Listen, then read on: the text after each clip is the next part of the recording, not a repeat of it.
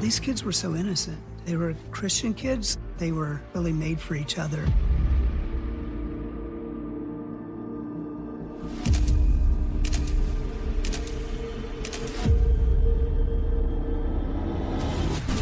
The state park ranger goes over the beach and sees what looks to be two people in a sleeping bag.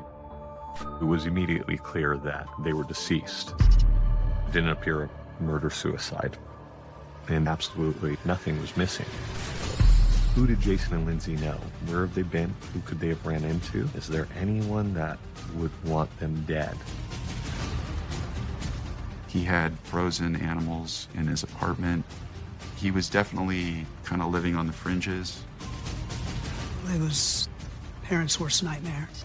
That doesn't happen to normal people. That happens in stories and movies. August 2004, El Dorado, California. Lindsay Cutshall and Jason Allen are beginning one of the most exciting times in their young lives. They're getting married in less than a month and enjoying a beautiful Northern California summer as they count down the days to their wedding. They were unlike anybody I had ever met, and they were very warm to everyone. There was not a mean bone in their body. Jason was super, super friendly, just a very free spirit, did his own thing, had his own style. And Lindsay had the most peaceful personality I've ever met. Lindsay grew up in Fresno, Ohio, in a loving family alongside her older sister, Carrie. What a joy to have that sister for Carrie. She looked just like him, even as a baby. She was just a beautiful child, and she just completed our family. I'm not sure she looked exactly like me. Once when she was doing a harvest party thing, she dressed up to look like me.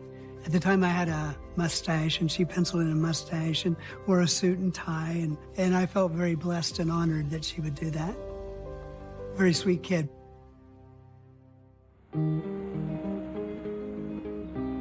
They went to public school up to a certain grade, and then we homeschooled. Her social life was here at church. Our church was kind of the center of not only our lives, but our girls as well. We really emphasized being a spiritual family, and that's exactly what we are. When she was a little girl, she told her mother and I that she'd like to be a missionary, and we were really pleased and proud of her for that. After earning her high school diploma, in 2003, Lindsay is accepted to a Christian college in Bradley, West Virginia, 220 miles from her home in Ohio. Her older sister went to Appalachian Bible College, and so that's where Lindsay decided to go. She was really involved in the outdoor life ministry they had there. The school's outdoor ministry combines nature activities like whitewater rafting with religious instruction.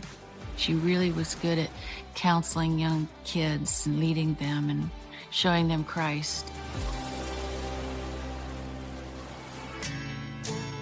During her first semester of college, Lindsay has an unexpected, life-changing moment when she meets 26-year-old Jason Allen.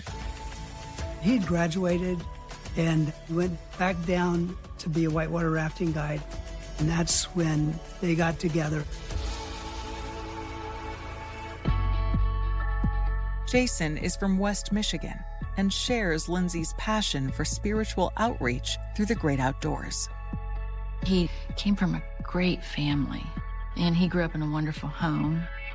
Jason told his parents when he was just a little guy that he felt called to be a missionary. I believe that God brought them together for that very purpose. These kids were so innocent, you know. They were Christian kids. They were really made for each other. Just 5 months later, in February 2004, Jason approaches Lindsay's parents about taking his relationship with their daughter to the next level. Jason came to talk to me while we were sitting in our living room. And then he said, I am so nervous. And so he actually asked for Lindsay's hand in marriage, and I said yes. And they were just a puzzle piece that fit together.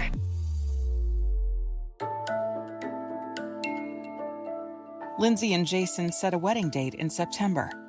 They planned to spend the summer together working as counselors at a Christian adventure camp in Northern California.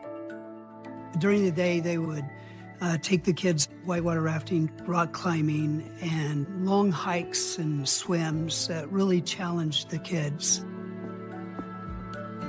The camp is located in Coloma, California. It's right on the South Fork of the American River. You can literally walk out of your tent and, maybe 200 yards down to the river bank. It's super peaceful and really beautiful.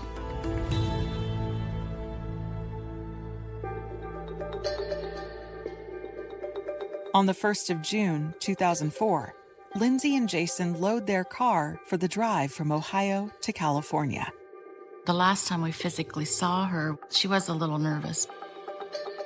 And I remember seeing her walk off, and it was kind of like some of these things you look back now on. It's almost like you had an inkling. It's really weird, I don't know. The female intuition type thing.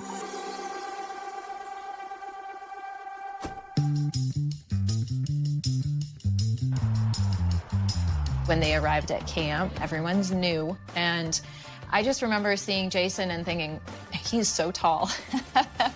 And Lindsay was pretty short, and so they were a little bit of a funny couple just because of the height difference. Every Sunday, Jason and Lindsay would come out of the camp and find a payphone. She'd call and talk to her mom for a while, and then she'd talk to me.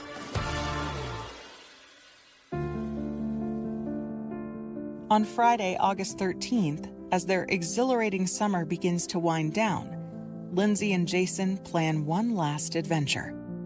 They head out for a 2.5-hour road trip to San Francisco.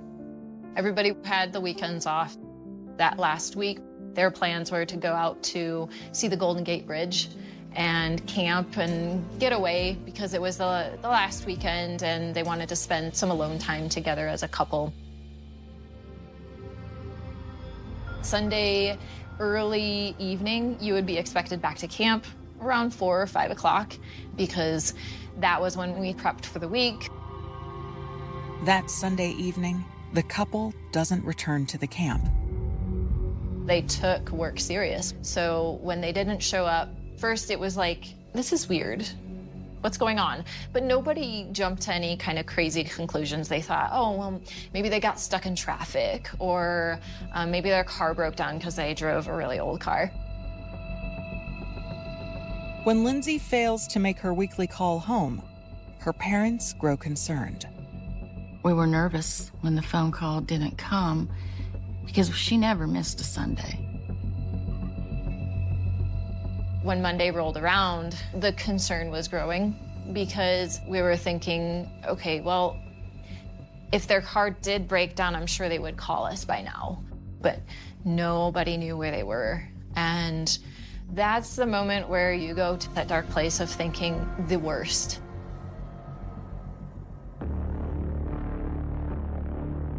Monday, the camp called and said, do you know where Jason and Lindsay are? We knew immediately something was wrong. The next day, we flew out and then the search began.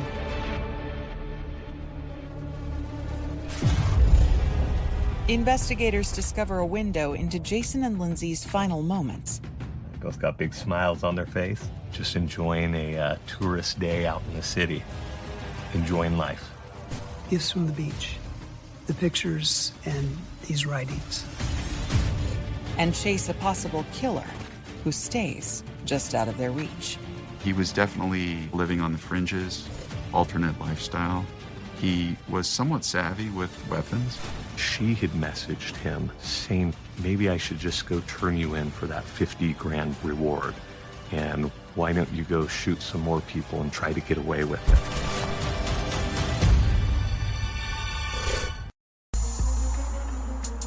It's been 3 days since anyone has seen Lindsay Cutshall and Jason Allen. Lindsay's worried parents fly from Ohio to California, where the couple were working as camp counselors. We went directly to the sheriff's station and talked to the sheriff deputy.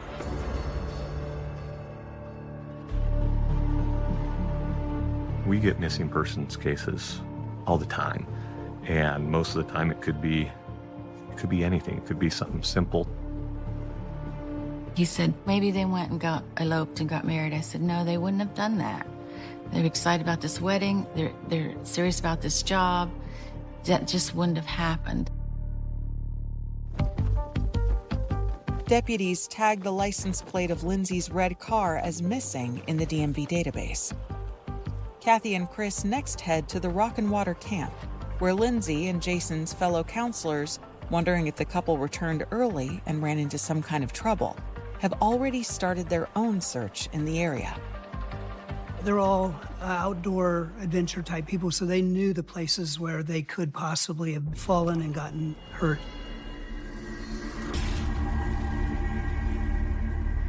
We searched night and day. On Wednesday, August 18th, 5 days after Lindsay and Jason were last seen driving away from the camp,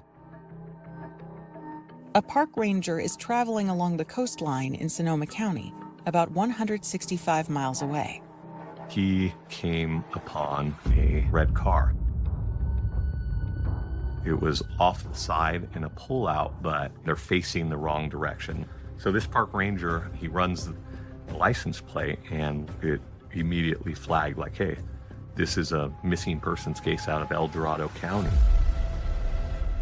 The car is parked along the highway above Fishhead Beach, a remote, picturesque location near the town of Jenner, 80 miles north of San Francisco. It's just a beautiful place. It becomes steeper and steeper, cliffs, but gorgeous, absolutely gorgeous place. The park ranger hikes down to the beach in search of the missing couple. The state park ranger goes over the beach, and sure enough, he sees what looks to be 2 people in a sleeping bag down there. It was immediately clear that they were deceased. The ranger alerts the sheriff's department, and deputies rush to the scene. More deputies arrive, and they secure the scene.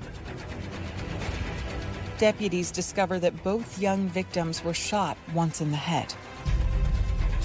In backpacks next to the bodies, they find 2 driver's licenses, identifying the victims as Lindsay Cutshall and Jason Allen.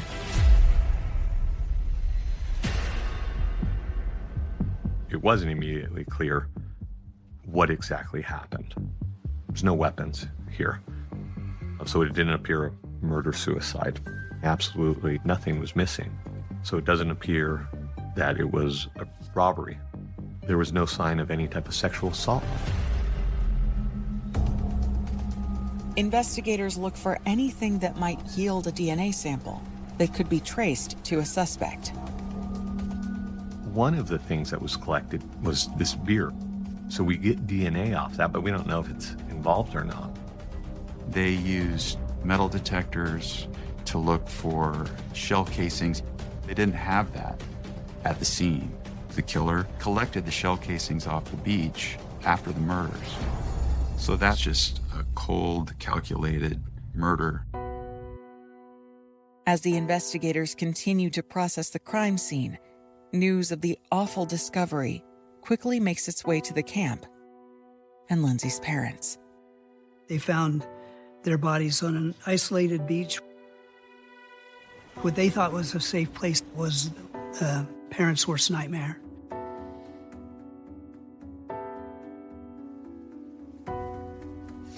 I remember it like it was yesterday. But the owner of the camp, he said,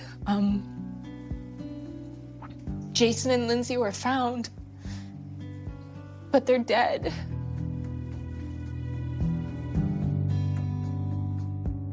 I remember thinking, this isn't true. This can't be true. That can't be my friends. That doesn't happen to normal people. That happens in stories and movies.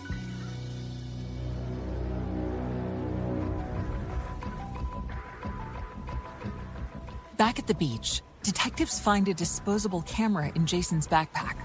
Hoping there might be photos containing clues to what happened, they send the film out to be developed.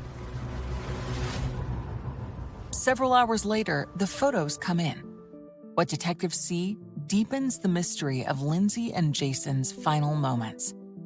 Nothing in the pictures indicates that they were in trouble or feared for their lives. As horrible as it is, how cool. Because there's photos of them. You see the San Francisco skyline in the background. They both got big smiles on their face. Just enjoying a tourist day out in the city. Enjoying life.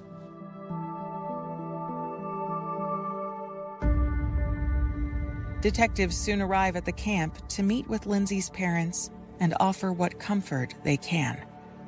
It was really hard to fathom why in the world anybody would kill them. But some of the greatest detectives in the world from Sonoma County came to us. And we trusted them. The investigators give Lindsay's parents the photos from the camera they found with Lindsay and Jason, along with notes the couple had written in a guest book at the beach trail entrance. Gifts from the beach, the pictures, and these writings. There's a lot of gratitude when we see these pictures. Lindsay wrote in the registry, "The sun is going down in the horizon, and all I see are the beams shining on the cliff face, and I know that God is awesome. I look around and I see his creation all around me." How precious is that? With no clues gleaned from the couple's photos and no ballistics evidence recovered from the beach, investigators know they face an uphill battle to determine what led to this double murder. Early on, it became clear. These were awesome people. Had no enemies, no beef with anyone. There was no one that would want to hurt them. There was no comforting information as to who did this, why did they do it, what was their motive, because it was so bizarre. They were beautiful people that didn't have enemies. So we were left to latch on to whatever our brains could come up with, and most of that stuff wasn't very good.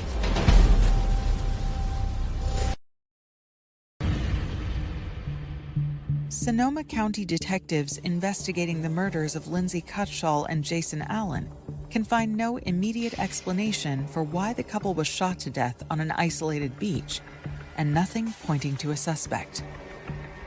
It's who did it? And you start looking into, okay, who did Jason and Lindsay know? Where have they been? Who could they have ran into? Do they have friends around here? Who could it be? Is there anyone that would want them dead?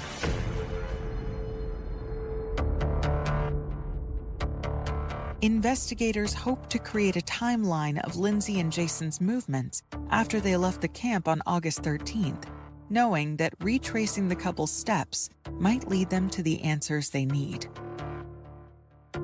At the time, tracking people was so more difficult back then than it is now. Jason and Lindsay didn't have cell phones. They had to check ATM, credit cards. Where did they go? Where did they stop? A charge receipt informs detectives that the couple arrived at their first stop on the morning of Saturday, August 14th. We know that they were in San Francisco, that they did a little bit of shopping. They used their credit card there and got a couple of small items. They'd bought 2 tiny bottles of Tabasco on Fisherman's Wharf.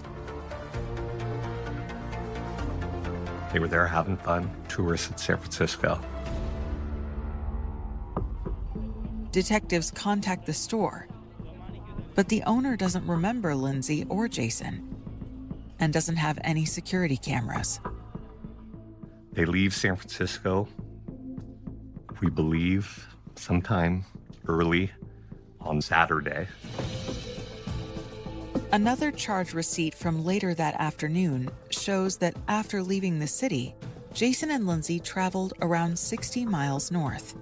We know that they went to Bodega, which is a small town very near the coast. We believe they stopped at a surf shop. Detectives contact the surf shop owner. He tells them he does remember Lindsay and Jason. By his account, they were inquiring kind of where to stay. They had asked, like, where would be a good place for us to, spend the night and do some camping. And they were just, I think, generally steered toward the coast. After that, it's a little blurry, but we know that they ended up the coast, on the beach.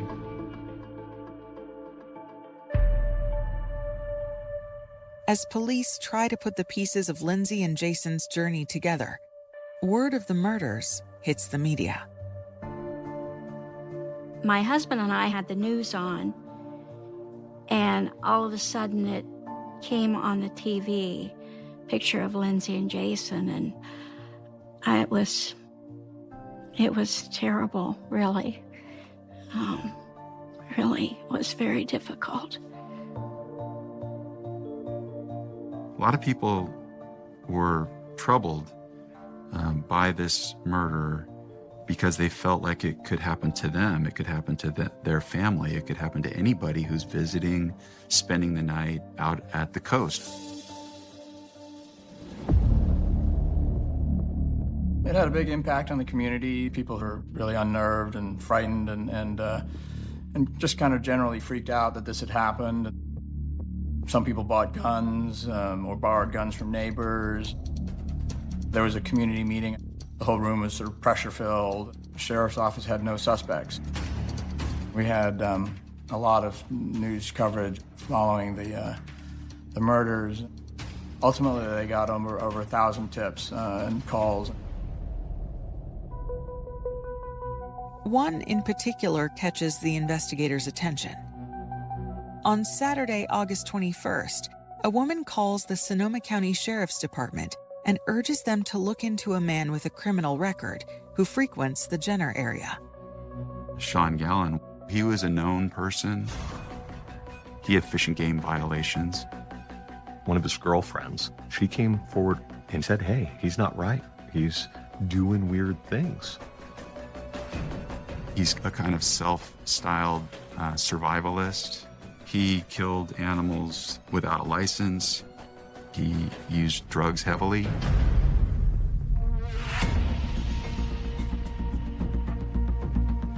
Although Sean Gallen only has minor charges on his police record, it's the best potential lead detectives have.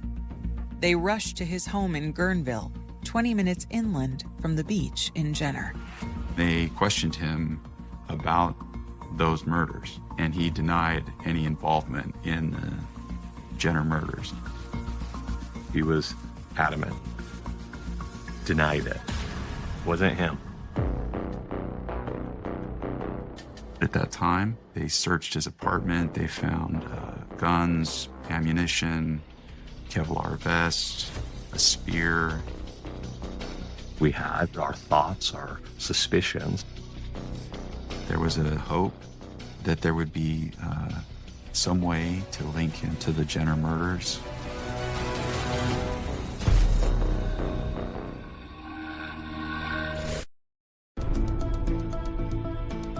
Two weeks after the murders of Lindsay Cutshall and Jason Allen, a tip leads police to a possible suspect, Sean Gallen.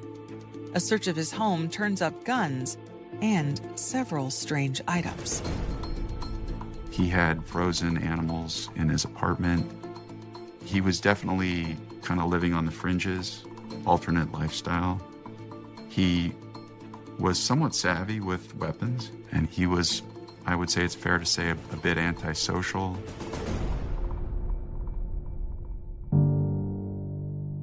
But with no ballistics evidence recovered from the murder scene, Sean's guns cannot be connected to the murders, and nothing else found in his apartment ties him to the crime, despite investigators' suspicions.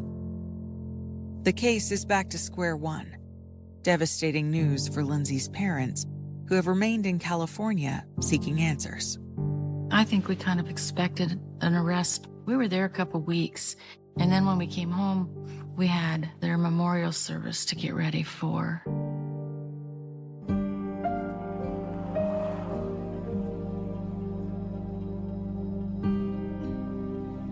On September 4th, 2004, a week before Lindsay and Jason had been scheduled to be married, their friends and family gather at the Cutshall's hometown church.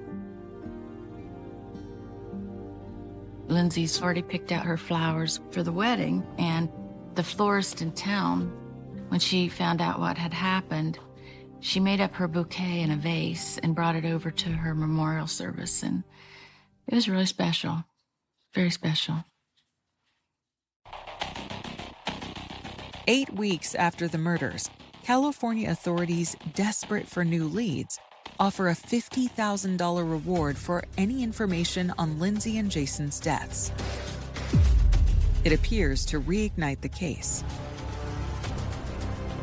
We got so many tips on this case to the point where there was a room, binders full, whole wall full of it. And these are hundreds of people coming forward saying they saw them. Whether they did or not, you could never confirm. The tips range from suggestions that the couple stumbled onto a drug smuggling ring to them being victims of the notorious Zodiac killer. Detectives follow up on every one, but they all come up empty. It's tough because it could be anything. People lie, people see things differently. You never know what you're getting, but you still have to look into every single one because you never know which one's going to be the tip that has some validity to it. Weeks, then months, then years go by with no new developments, and yet detectives refuse to file the case away as unsolvable. You want to work a case involving young kids like Jason and Lindsay, who were still in touch with their parents. You want to bring them some closure, any closure. You want them to have some answers. So it was something that kind of consumes you. Even though it could sometimes be referred to as a cold case, it was never a cold case. There was always a detective assigned to this case. We probably went out yearly to talk to the detectives, and they always gave us hope. And they always told us we'd find that person. We really grew to love the detectives and appreciate them, and just saw their passion and their desire to find the killer. I admired Kathy and Chris so much because they didn't obsess about it. I'm sure at times when they were alone that they wondered, would this ever be solved?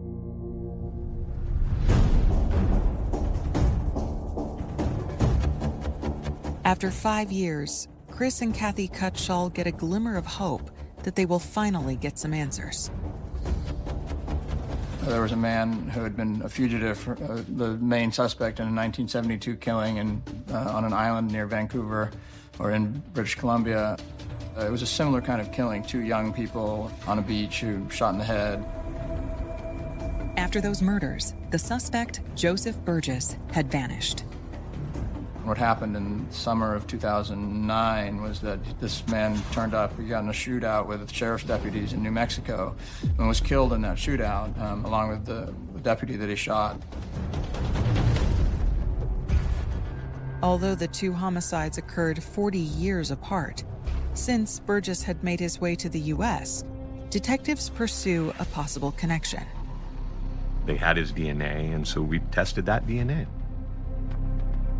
And it didn't match with what we had. That was a really frustrating moment for everybody involved who thought that perhaps they had gotten to the bottom of it.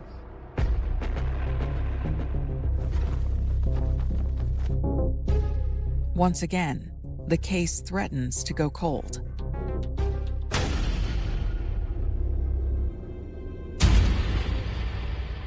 Then, on Friday, March 24th, 2017, 13 years after Lindsay and Jason were murdered, a 911 call comes into the Sonoma County Sheriff's Office, reporting a shooting.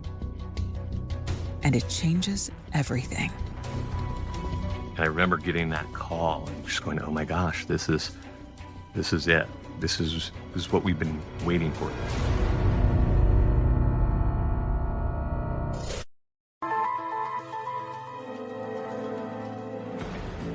March 24th, 2017. The Sonoma County, California Sheriff's Office receives an urgent call about a shooting at the Gallon family home. When detectives arrive, they discover 36-year-old Seamus Gallon has been shot to death. The suspected killer is his brother Sean. What occurred is Sean was at home. His mom was home. Seamus was home as well. Sean was angry at his brother, Seamus, for whatever reason. I don't think we'll ever truly know. He kept a rifle at the time in his vehicle, and he brought it upstairs and pulled the trigger, let out a volley of shots, hitting Seamus. The suspect's name has a familiar ring to investigators. Sean Gallon was the first suspect in the murders of Lindsay Cutshall and Jason Allen 13 years earlier. Despite their suspicions, investigators could not find any evidence tying him to those murders. But there's plenty of evidence against him in this case. There wasn't any good reason for it. And the day that he shot Seamus was just a normal day. Words were exchanged, and that was just all it took. Just an argument. He shot him point blank, and then he fled. They were able to track him down. There was a short chase. He was caught.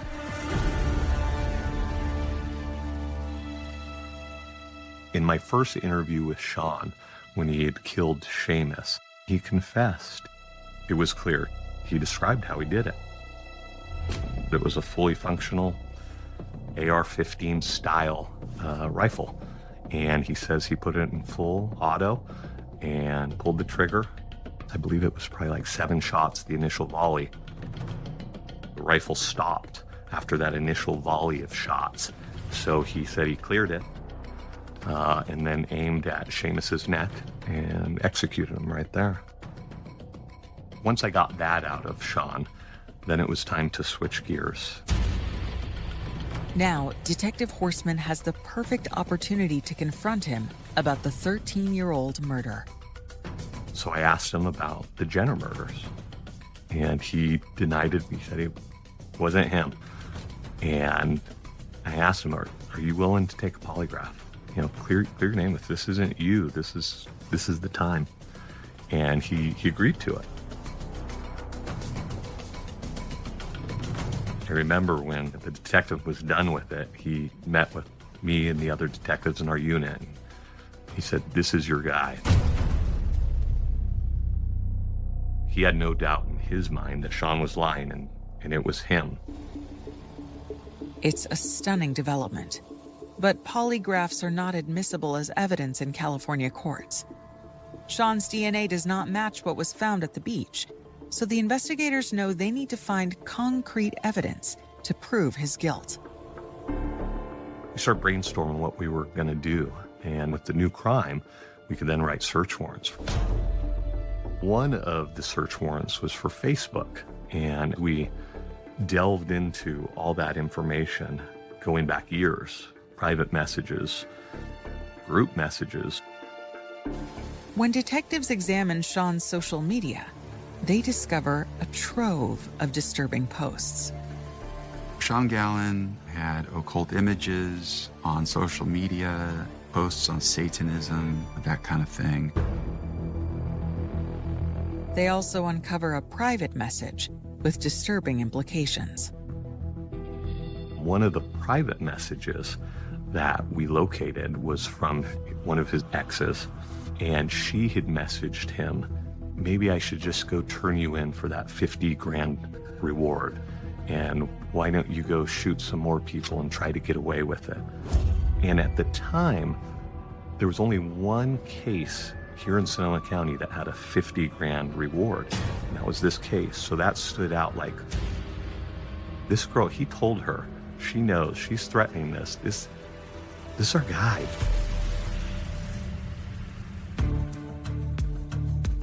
Detectives immediately tracked down Sean's ex-girlfriend. But 13 years after the murders, she's a long way from California. She was now in England. And I said, if we can get to England and talk with her, maybe we can get her on our side and see if she'll help us. Less than 24 hours later, Detective Horseman is on a transatlantic flight. We get to England and to the hotel room, and I'm going through my phone, and I see I got a voicemail.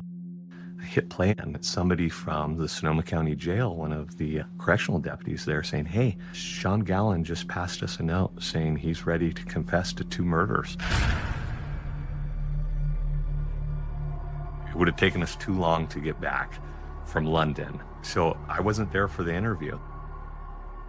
It was one of those things you can't wait. Somebody's ready to confess. You don't want him to get cold feet. There was something inside him that tormented him, and he knew he had to finally be out with it. In a small room inside the Sonoma County Sheriff's Office, Sean Gallen begins giving investigators a detailed account of Lindsay and Jason's final moments and what he did to them on Fishhead Beach on August 14th, 2004. He was looking for wild boar to hunt when he sees these people. For whatever reason, he didn't like these 2 people camping on the beach, or maybe he thought of it as his beach. I don't know. But what he did say was that he had made a decision that he was going to kill them. And he said that he had to force himself to kill them. He had been hearing voices that were torturing him, that were tormenting him. He finds sleeping on the beach what ends up being Jason and Lindsay.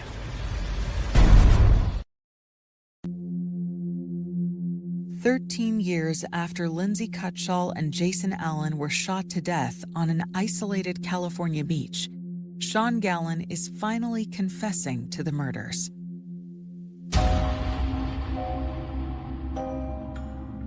He said he approached them from the south. He's walking on the soft sand, so they had no idea he was there. He said that he had shot Jason first, and that Lindsay had woken up, very briefly and made a sound of some sort, and then he had shot her and killed her.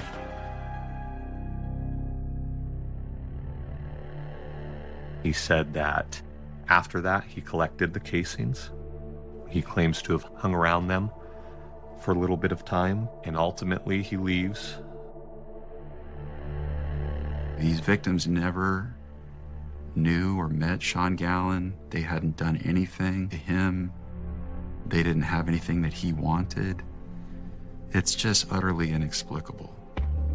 The only explanation that I can offer is that Sean Gallen just enjoys the act of killing.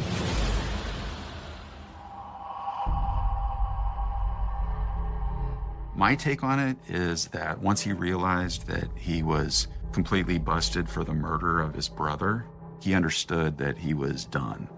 He was going to prison probably for life. When he confessed to the murders, we wanted to make sure that it wasn't a false confession. He told them that he had put shell casings from the murder weapon into a soda can and tossed it into some blackberry bushes near what had been Sean Gallen's father's house.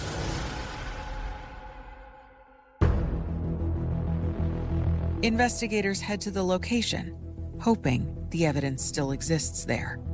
They found this soda can from more than a decade before that had these shell casings that completely corroborated what he had told them. We also charged him with felon in possession of a firearm, possession of ammunition, charges that would put him in prison for life.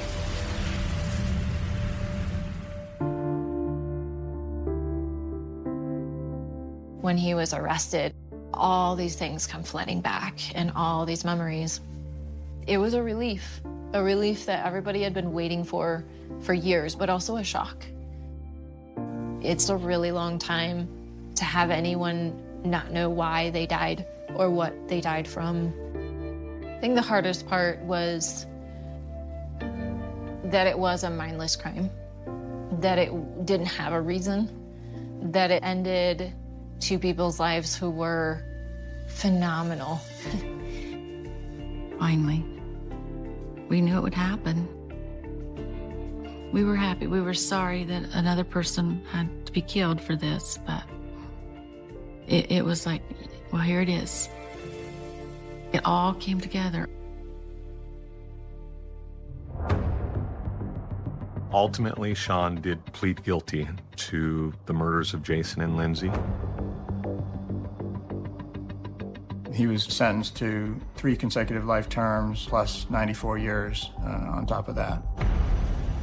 He will serve the rest of his life in prison.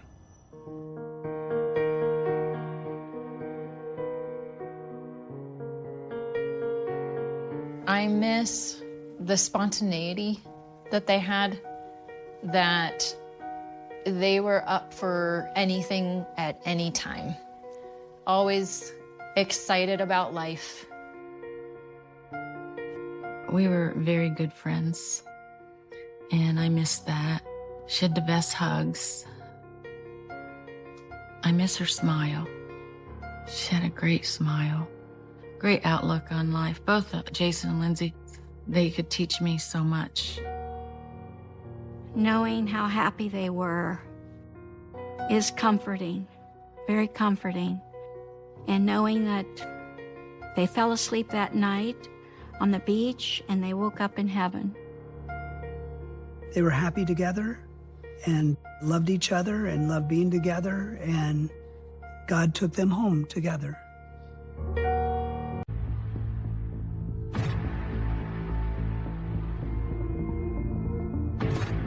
We were supposed to go out to eat. So she goes, let's do it after New Year's because we don't want to be outside these clowns when they're acting up during New Year's.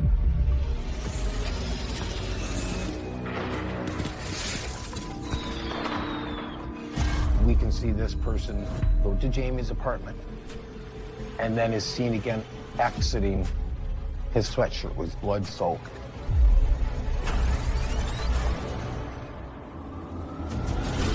It looked like a pretty brutal fight had taken place in that bedroom. How could this have happened? They didn't have any answers for me. We thought it was unlikely that it was a random act of violence. We pull up Jamie's Facebook and see if she's friends with this guy. And she was. You wonder what his mindset is, what's he capable of. New Year of 2016. Sioux Falls, South Dakota. 28-year-old Jamie Wounded Arrow is looking forward to an exciting new year. She's got a new home and big plans. She had gotten her own apartment. She had gotten this job, and she loved it.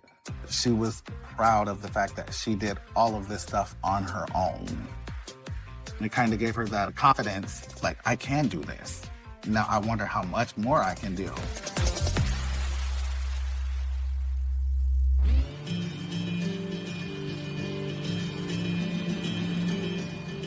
Born on the Pine Ridge Reservation in South Dakota and a member of the Oglala Lakota tribe, Jamie is the youngest of 8 children. When Jamie was born, there was a lot of us in the family always trying to hold Jamie, always trying to be with Jamie. She was a complete mama's girl. She loved her mom. That bond that Jamie and my mom had together was unbreakable. Jamie has always been proud of her Native American heritage, and it is a central part of her identity. Being Oglala Lakota was like everything for her. There was like a sense of freedom, and I saw that from her. And there's another part of Jamie's identity that she's proud of. Though her assigned sex at birth was male, she has always identified as female. Jamie started to know that she was transgender and never hid that from day one. Especially how she would dress, the makeup, the way she carried herself, and into the schools. None of that was hidden. My mom would help Jamie and they would get through things together. My mom was always there for Jamie. In some Native American cultures, the term used to describe a transgender person is two-spirited. It's pretty much used everywhere now as the Native American community. If you're LGBT, this is what you are. It's just something that we're born with. This is how we walk. We walk both worlds.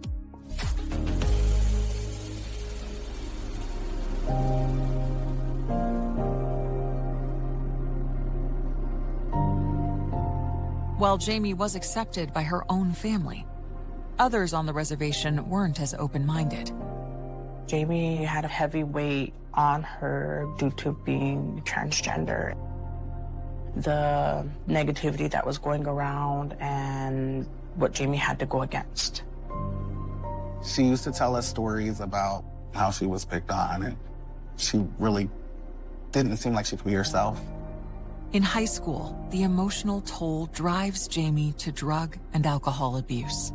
There were some struggles that Jamie had, and those are the things that I think Jamie used as a coping mechanism for that. But as time went on, Jamie started to find herself in a positive way.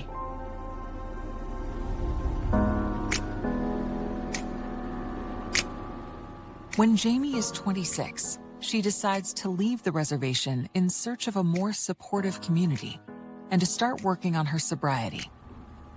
She moves to Sioux Falls and soon connects with a support group for the Indigenous LGBT community. We were running the Sioux Falls Two-Spirit and Allies Society. So she walked over and she goes, "Are you guys Two-Spirit?" And we're like, "Yeah." And we just kind of sat and visited like we already knew each other. It seemed like she felt free. She could actually be herself.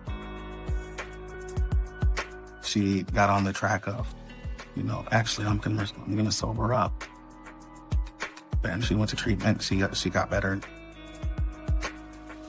She would contact me for support in her sobriety, just because I knew her struggle and I was sober. It was more like a big sister, little sister thing of just watching out for each other.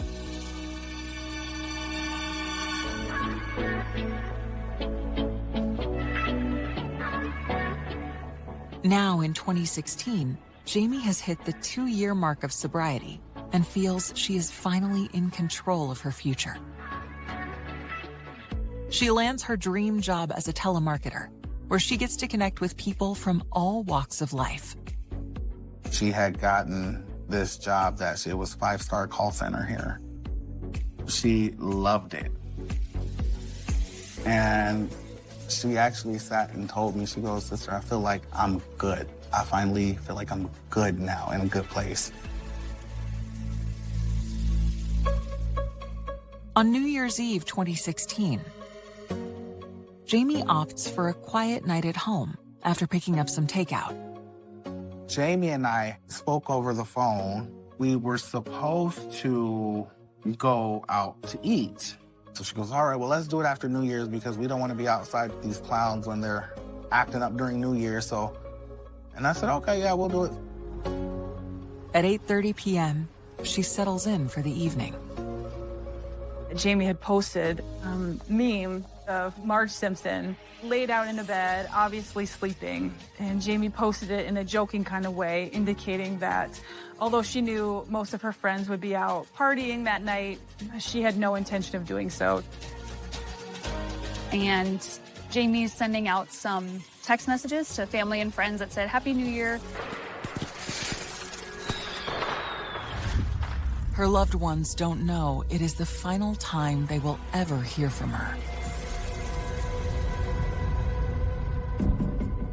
As the new year begins, Jamie grows uncharacteristically quiet. No calls, no emails, no texts, no online posts. When Jamie initially stopped communicating using her cell phone, her friends didn't reach out to law enforcement initially, perhaps out of a desire to give their friends some privacy.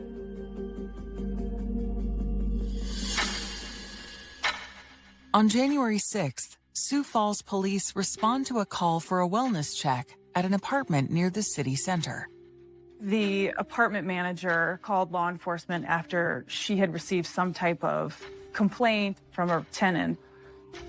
I was at home in bed, got a call. A young lady was walking down the hallway and she could smell something. When patrol officers arrive, they knock on the door of the apartment that seems to be the source of the odor. The landlord provides them with the tenant's name, Jamie Wounded Arrow. There's no answer, so they force their way in.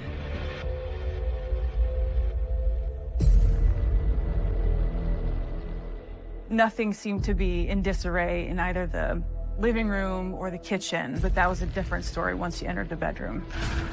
You immediately noticed blood all over the walls, on the ceilings. There were smear marks. The bedding was all over the place and full of blood. The floor was full of blood. It looked like a pretty brutal fight had taken place in that bedroom. Given the condition of the scene, the patrol officers call in the homicide squad. Detectives quickly arrive and continue searching through the apartment. The closet doors were the type that slide back and forth, and they had been broken off with the hinges. In the closet was Jamie. On her back, she'd been secreted in that closet. Her shirt was pulled up, and I could see what appeared to me to be stab wounds to her chest. Jamie's body's obviously in a state of decomposition. What's going through my head is that we are way behind.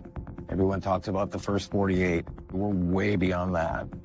We're way past 4 or 5 days. We have homicides that are pretty much cut and dry, but it was apparent to me that this would be a whodunit. Investigators follow a dark trail of clues left by a killer. The knife was found in the bedroom. There was blood on it. Our coroner had no problem saying that he believed that that was the murder weapon. When you're looking at video and you see someone enter, and when he exits, he's blood-soaked, you start to key in on that. And find themselves in a race against the clock. Anytime you have, especially a homicide suspect who's on the run, who's also on the run from parole, you still wonder what his mindset is. Is this an isolated incident? What's he capable of?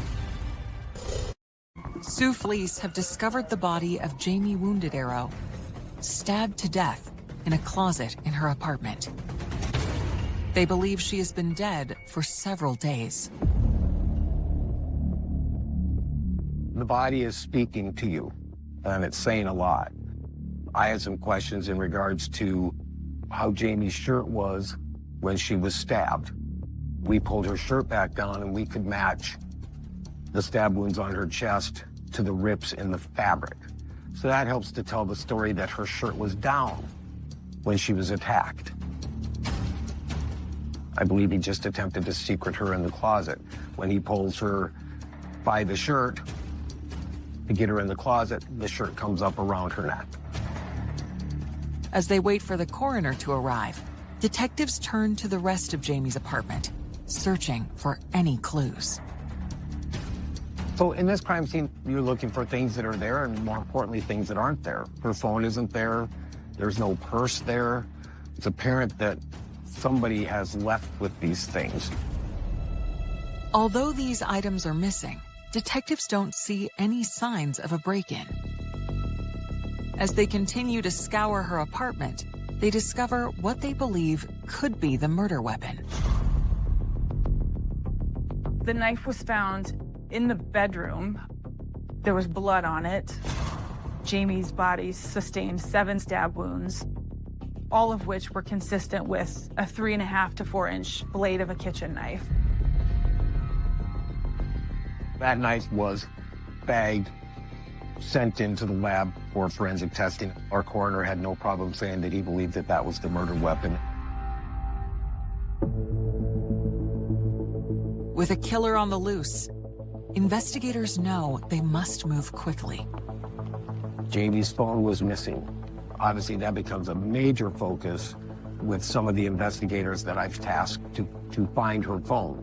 So there are subpoenas being written, search warrants, everything we can do possible to find the phone. The other huge thing in today's day and age is video. Jamie's apartment complex had surveillance cameras stationed at various locations on the property, near the entrances and exits to the buildings themselves. You're literally praying that these cameras are functional. So there's phone calls being made to management to have them save and preserve all that videotape. While they wait to get the video, detectives are faced with the difficult task of contacting Jamie's family. When I had gotten that call, I just asked why. Why has this happened? And how could this have happened? They didn't have any answers for me. Then I let my mom know. And that was hard to relay that information to her because she had dementia. It brought tears to our eyes because it was devastating. It was unreal. It was heartbreaking.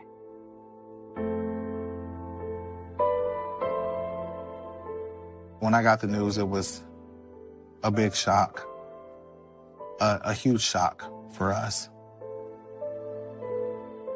How did this happen?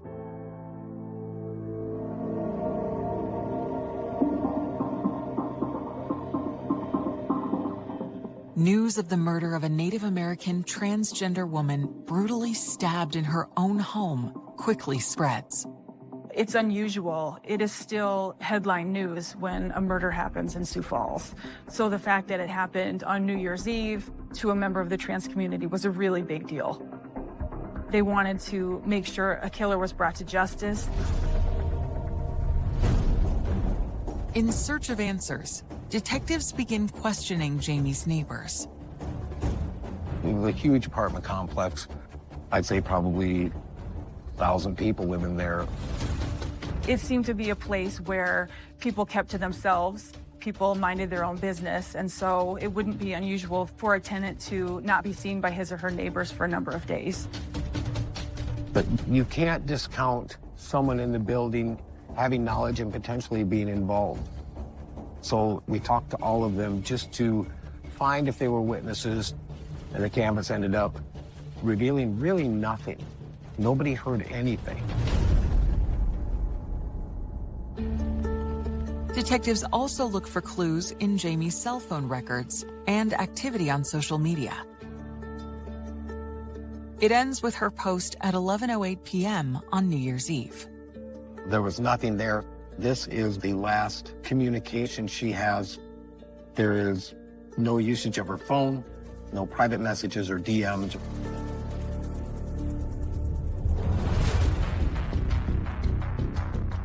Meanwhile, investigators get the answer they are hoping for regarding the apartment complex's security cameras. They were working, and the video is available. Detectives immediately retrieve the video, and they start to pick it apart. It's a situation where you're waiting with bated breath to see, is our perpetrator going to show himself to us? Detectives are pouring through security footage from Jamie Wounded Arrow's apartment complex frame by frame, hoping to find clues about what happened in her final moments. You have to watch every second of it because you don't know what's going to be missed. The video shows Jamie arriving home at 8:30 p.m. on New Year's Eve. The investigators don't see anything unusual in the footage after that, until several hours later. We had surveillance footage that showed a person arriving to her apartment complex at around 3:30 in the morning. About 2 minutes after that, you see him walk back and out the apartment complex. About a minute or two later, he reappears and comes back to the entry of the apartment complex, walks down the stairs to what is Jamie's apartment, and then is seen again an hour and 10 minutes later exiting the apartment complex. Investigators believe they are looking at Jamie's killer. He is the only person seen on surveillance during the window of time in which Jamie was murdered. It was like hitting a jackpot. You can't believe how lucky you are, how lucky that the cameras were recording, that the footage was still there, that it captured our suspect. But the video doesn't give the investigators a clear look at the man's face. Still, what they see leads them to believe this is possibly someone who Jamie knows. The suspect knocked on the door for a significant amount of time, received no response. He walked out, walked around the apartment complex, banged on her window, woke her up. He came back in and she let him in the house. It's highly unlikely that he's a stranger. When he arrived to Jamie's apartment, he was wearing basketball shorts, sneakers, and a sweatshirt. His appearance changed when he came out of Jamie's apartment sometime after 4:40 in the morning.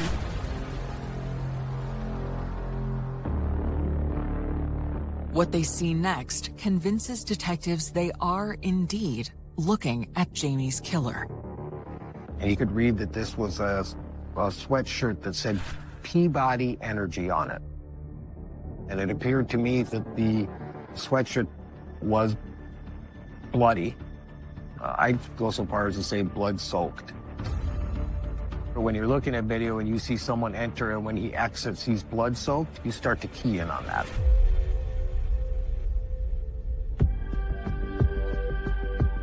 Then we see him walk over to a hill with kind of a grove of trees, and he starts throwing things into this little ravine, and then he disappears from view. Officers rush to the ravine behind the apartment complex and begin searching the area. We found Jamie's clutch purse with Jamie's ID and social security card in it, and a debit card.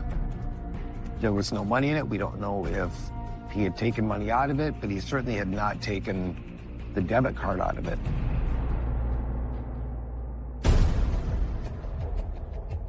As they investigate, detectives also ponder potential motives for the vicious attack. In my mind, there was some motive besides robbery. We thought it was unlikely that it was a random act of violence, given that we had seen the perpetrator's behavior on the surveillance footage, and he appeared to know his victim. Investigators wondered whether Jamie's status as a trans female was a motive here. It certainly could have been, so we had to look at it as if it was potentially a hate crime.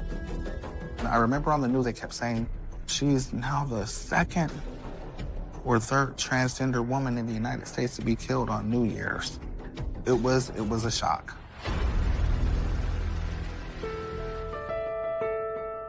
Searching for any evidence to support that possibility or point to a different motive for this murder, detectives begin a deep dive into Jamie's background. They quickly uncover some troubling information about her past. She battled addiction. She had had some run-ins with the criminal justice system. So she had a lot of struggles. She was battling through them and doing the best that she could.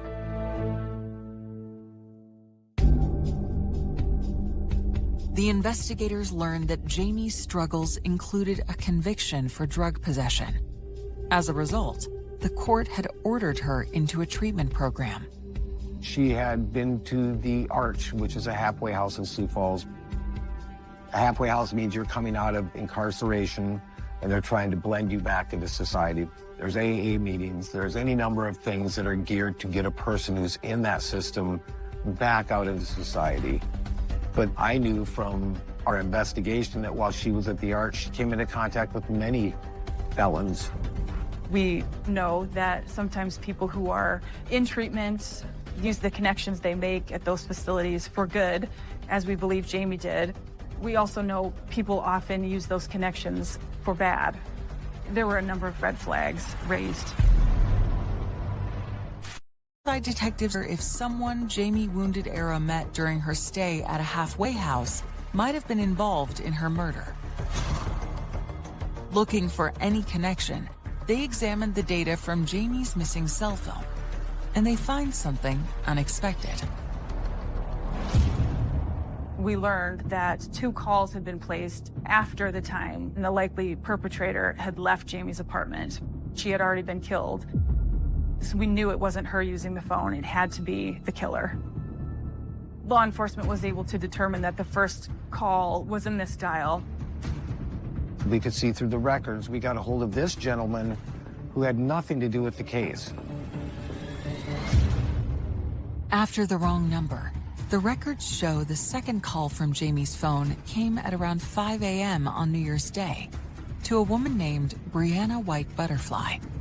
She told investigators the call had been placed to her from her boyfriend.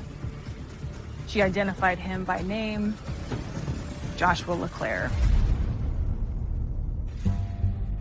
She indicated to law enforcement that she had been with him earlier in the night on New Year's Eve, and that he'd left at some point that night. They had argued, he was drunk, and he had left the house, and he did not have a phone. And she was wondering whose phone he was using to call her in the early morning hours. We learned Joshua LeClaire is a Native American man who was raised on the Pine Ridge Reservation and in Rapid City, South Dakota. He also had a conviction for first-degree burglary from 2011. He was sent to prison for that. He was released on parole in 2016, but absconded, meaning he disappeared, ceased communications with his parole officer, and had a warrant out for his arrest at the time Jamie died. Joshua LeClaire is now the prime suspect in Jamie's murder. And as detectives dig further into his past, they find a clear connection between him and Jamie. Joshua and Jamie knew each other.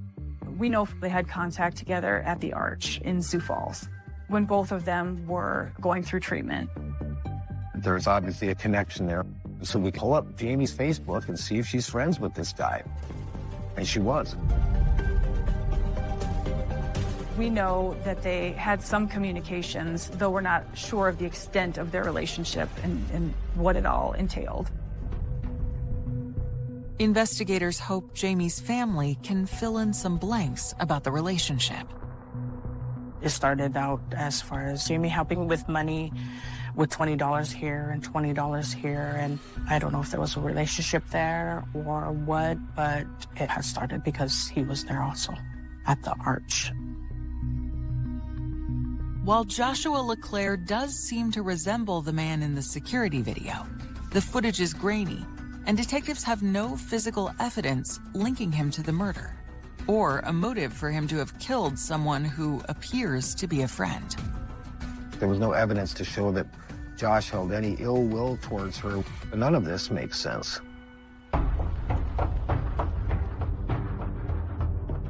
The investigators are ready to confront Joshua, to see if he can clear things up. We immediately put out what we call a BOLO, or be on the lookout, for Josh.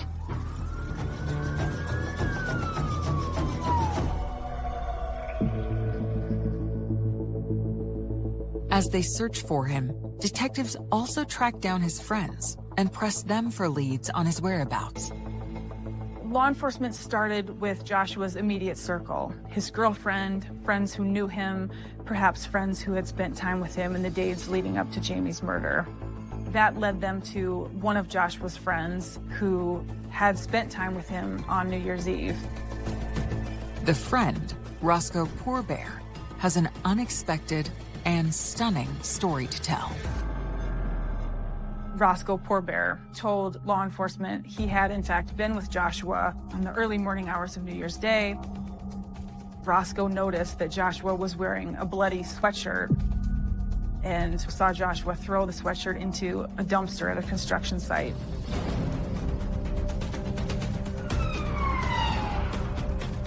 They were able to go to the construction site and they found the sweatshirt just where Roscoe said it would be.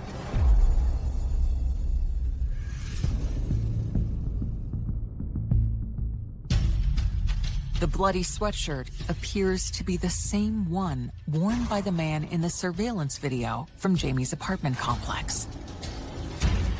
To be able to see the logo of that sweatshirt on the camera, to find that sweatshirt in a dumpster when a witness had said, this is where Joshua LeClaire threw this sweatshirt. That was a very important part of the case, to see that.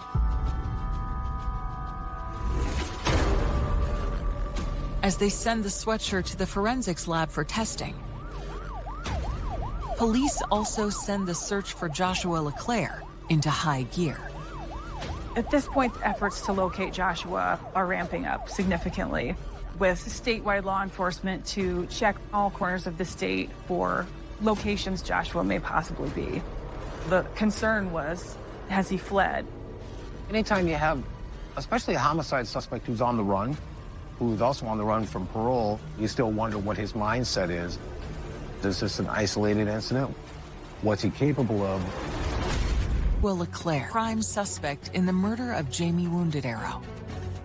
He's been on the run for 2 days, and investigators have no leads to where he could be hiding. Until Sioux Falls police respond to a routine call for help.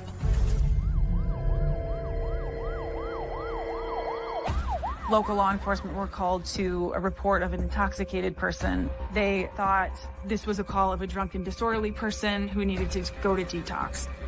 Police show up, and initially they don't know who they're speaking to because the man gives them a false name. He lied about who he was. Patrol officers didn't know going in that they were dealing with Josh LeClaire.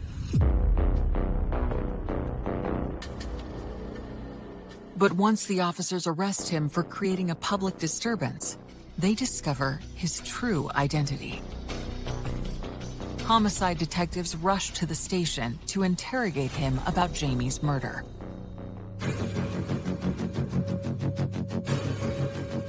When Detective Bakke got Joshua into the interview room, he was intoxicated, and Detective Bakke knew that he had to buy himself some time.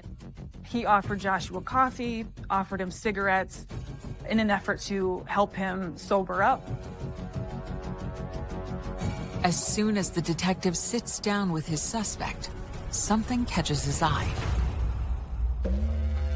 Joshua had a significant laceration on his palm. We knew, based on the nature of Jamie's wounds, that the kitchen knife was the murder weapon. And Joshua LeClaire's injury was consistent with using a knife to stab another person. Detective Bakke smartly didn't mention it for a number of hours. It was there, he saw it, and he waited for the right opportunity to talk to Joshua about it. You come and confront him, there's going to be an immediate denial. It's human nature, and it's getting by that denial. It's working around that denial and getting to the truth. That's what takes time. He didn't ever deny knowing Jamie. He didn't deny going to her apartment. He simply used the excuse that he was blackout drunk and could only remember bits and pieces of why he was there and what had happened during the interaction. But Detective Bakke continues to press him harder and harder. We started to broach the fact that he was in the apartment and there was a fight. Joshua said that he and Jamie had argued over a pair of shoes, but Joshua's excuse didn't make sense. The brutality of her murder was not consistent with an argument over shoes. As I began to press a bit, Josh eventually did say that he got the cut on his hand from stabbing Jamie.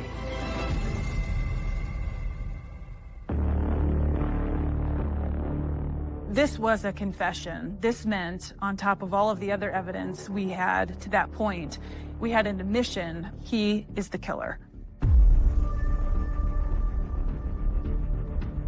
The evidence in this case, it was stacked.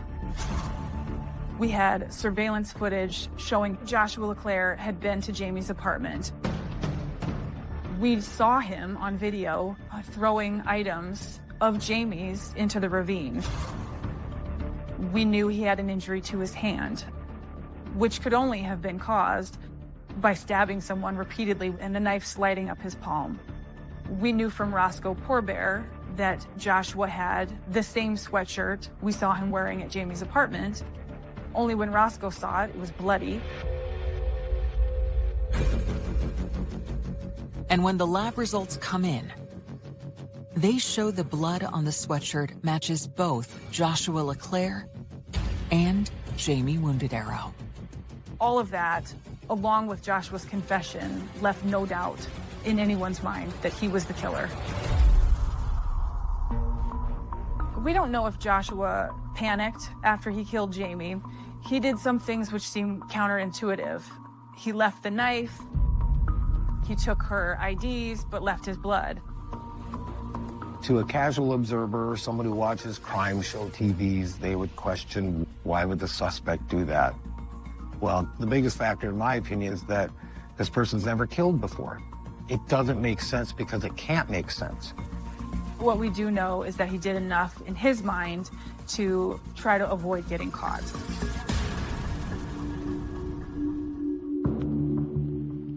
On January 8th, 2017, Sioux Falls police charged Joshua LeClaire with first-degree murder for the stabbing death of Jamie Wounded Arrow. But even after a long interrogation, investigators still don't know his motive or what happened to Jamie in her final moments. In regards to the transgender portion of this case and potential hate crime, it simply wasn't there. In my opinion, the brutality of the crime certainly indicated that Joshua knew Jamie and that he was motivated by some sense of hatred, even if not necessarily based on her status as a trans woman. We don't know if he made advances toward her that were rejected or a drunken fight of some sort, an argument. Just the viciousness of the attack signaled to me that there was something deeper beyond just a casual acquaintanceship.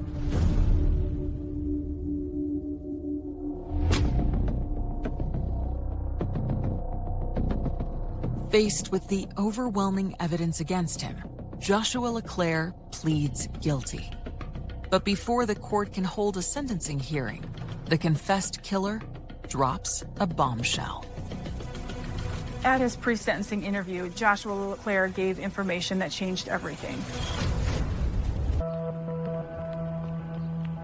Joshua LeClaire has pleaded guilty to stabbing Jamie Wounded Arrow to death in her Sioux Falls apartment. He's never said why he did it, but before he can be sentenced, he makes a stunning claim. He told the investigator that there had been a sexual advance made towards him and Jamie had grabbed a knife and he had defended himself. At first, he said there was an argument over shoes. It wasn't until his sentencing was looming that he said Jamie had made a sexual advance toward him, that he felt threatened by it, and he stabbed her in self-defense. It was offensive, frankly, to have Joshua try to shame Jamie in this way. There were no indications that she had made any advances toward him. I don't believe it to be true in any way, shape, or form. I believe that's a person who's at the end of the road and is about to be sentenced is going to say anything.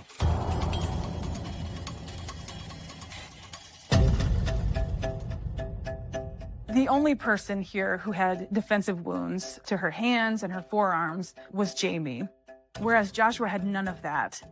The only wound Joshua had was the injury to his palm, which was as a direct result of stabbing Jamie so many times. At this point, we felt Joshua LeClaire was kind of like an animal backed into a corner. It's not unusual for defendants to shame the victim before sentencing. At the same time, we had to wonder whether the sentencing judge would consider it as true.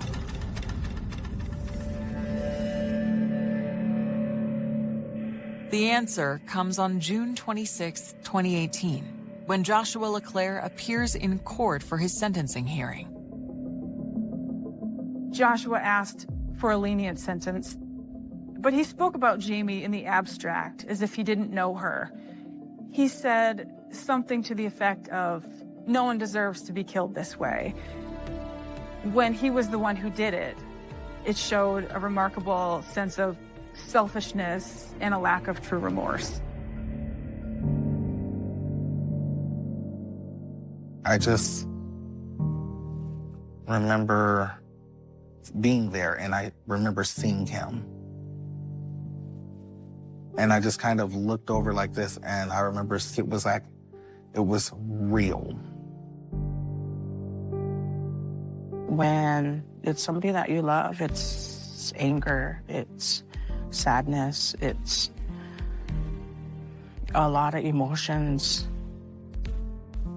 And in my statement there, I did mention that he should rot in prison too.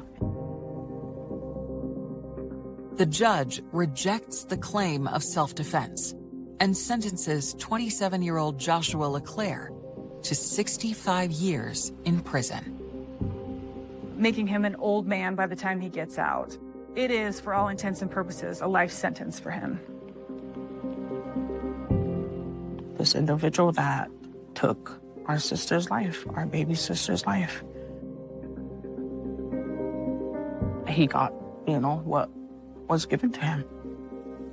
So that was a tough thing to do, to be sitting in front of that male who did that.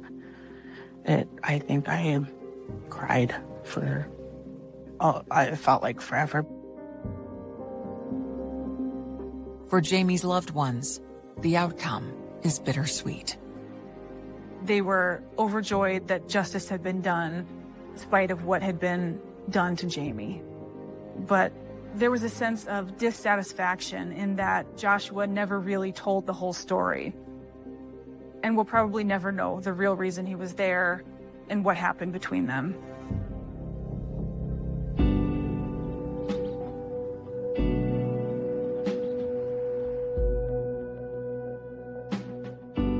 I really miss seeing how happy she was when she started accomplishing some of her goals. A sense of happiness. Yes, I did it.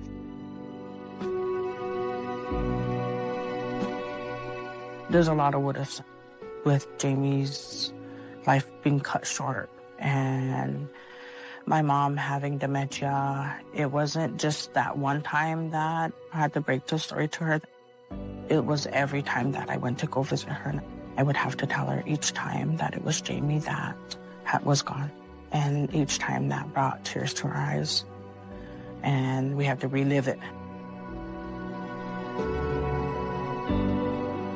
People who go through this, you have to have strength within yourself to continue on, to live your life also, to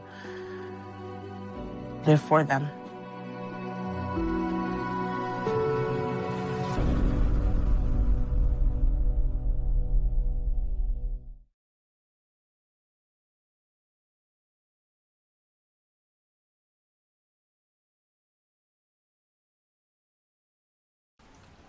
All right, guys, thank you very much for coming today.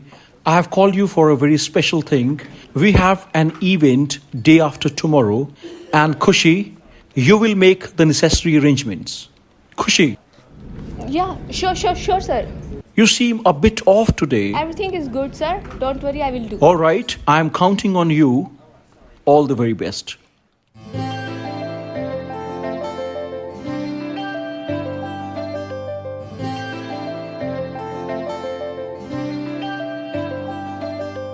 ਕੱਲ ਰਾਤੀ ਰੋਈਆਂ ਮੈਂ ਤੇਰੇ ਕਰਕੇ ਸੁਣਿਆ ਏ ਤੂੰ ਵੀ ਰੋਇਆ ਮੇਰੇ ਕਰਕੇ ਕੁੜੀਆਂ ਚ ਲੜਾ ਮੈਂ ਵੀ ਤੇਰੇ ਕਰਕੇ ਮੁੰਡਿਆਂ ਚ ਅੜੇ ਤੂੰ ਵੀ ਮੇਰੇ ਕਰਕੇ ਮੈਂ ਨਾ ਪਿਆਰ ਕਰਾਂ ਮੈਂ ਨਾ ਪਿਆਰ ਕਰਾਂ ਕਿਉਂ ਨਖਰੇ ਜਿਹੇ ਦਿਖਾਵੇਂ ਇੰਨਾ ਨਾ ਸਤਾਇਆ ਕਰ ਮੈਨੂੰ ਮੇਰੀ ਜਾਨ ਨਿਕਲ ਨਾ ਜਾਵੇ ਮੈਂ ਜਦ ਵੀ ਕੁਝ ਬੋਲਾਂ ਤੇਰਾ ਨਾਮ ਬੁਲਾਤੇ ਆਵੇ ਨਾ ਨਾ ਨਾ ਨਾ ਨਾ ਨਾ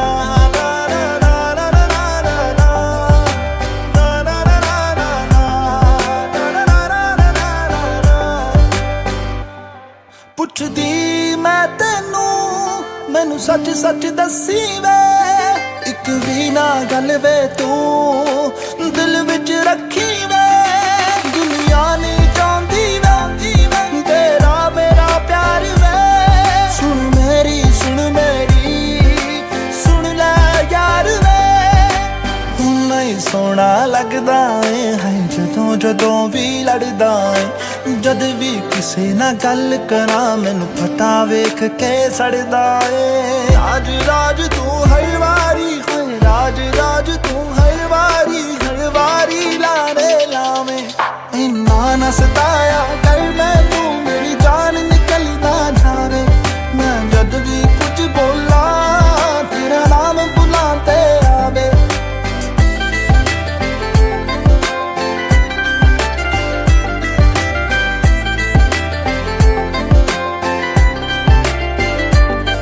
ਸਾਰਾ ਦਿਨ ਬਿਜ਼ੀ ਰਹਿਣਾ ਏ ਤੂੰ ਯਾਰਾਂ ਦੇ ਨਾਲ ਬਹਿਣਾ ਏ ਤੇਰੀ ਦੂਰੀ ਤੇ ਮਜਬੂਰੀ ਦਿਲ ਮੇਰਾ ਏ ਸਹਿੰਦਾ ਏ ਕਿੱਥੇ ਜਾਵਾਂ ਨਾ ਜਾਵਾਂ ਹਰ ਇੱਕ ਗੱਲ ਮੈਂ ਪੁੱਛਦੀ ਆ ਮੈਨੂੰ ਕਦੇ ਮਨਾਉਂਦਾ ਨਹੀਂ ਤੂੰ ਮੈਂ ਕਿੰਨਾ ਰੁੱਸਦੀ ਆ ਮੈਨੂੰ ਚੰਗਾ ਲੱਗਦਾ ਏ ਭਾਵੇਂ ਸਿਰ ਮੇਰਾ ਤੂੰ ਖਾਵੇਂ ਇੰਨਾ ਨਾ ਸਤਾਇਆ ਕਰ ਮੈਨੂੰ ਮੇਰੀ ਜਾਨ ਨਿਕਲ ਨਾ ਜਾਵੇ ਮੈਂ ਜਦ ਵੀ ਕੁਝ ਬੋਲਾਂ ਤੇਰਾ ਨਾਮ ਬੁਲਾਤੇ ਆਵੇ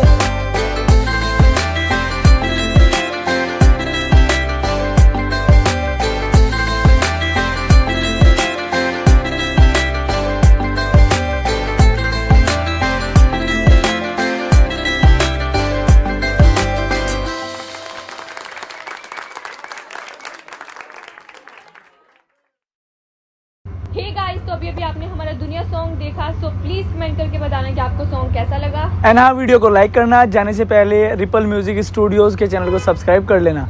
thank you, bye bye everyone.